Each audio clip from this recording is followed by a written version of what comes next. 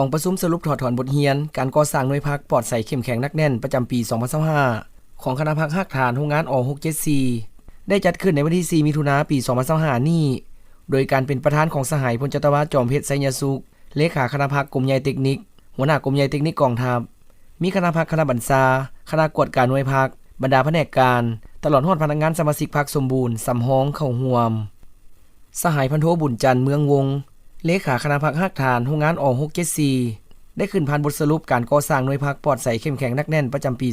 2025 และวางทิศทางแผนการในซุ่มปีต่อหน้าโดยให้ฮู้ว่าคณะพักฮักฐานโรงงานอ674ประกอบมีคณะ5สหายมี5หน่วยพักขึ้นกับมีสมาชิกพรรคทั้งหมด157สหายหญิง27สหายสำห้อง16สหาย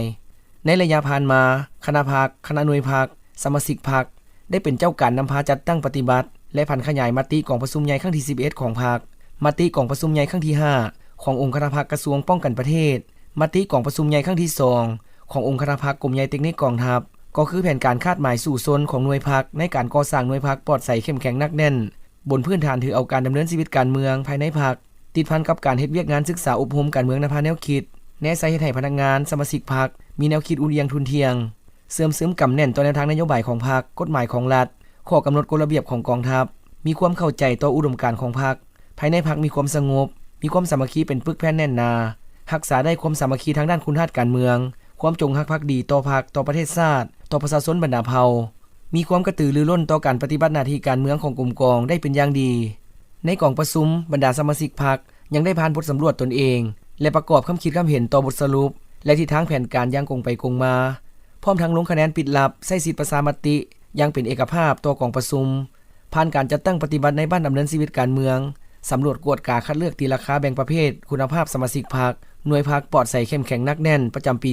2025 จากคณะกวดกาที่เกี่ยวข้องเห็นว่าคณะหน่วยพรรคทั้ง5หน่วยพรรคและสมาชิกพรรคแต่ละสหายได้รับการคัดเลือกตีราคาจัดแบ่งประเภทเป็นสมาชิกพรรคแข่งจำนวน153สหายบ่ได้จัดแบ่งประเภท4สหายสำหรับทั้ง5หน่วยพรรคได้นำเสนอคณะพรรคขันถึงค้นคว้าหับหองและยั่งยืนเป็นหน่วยพรรคปลอดใสเข้มแข็งนักแน่นติดต่อกันอีก1สมัยโอกาสนี้สหายพลจัตวาจอมเพชรไสยสุขได้กล่าวแสดงความย่องโยสมเสยต่อผลงาน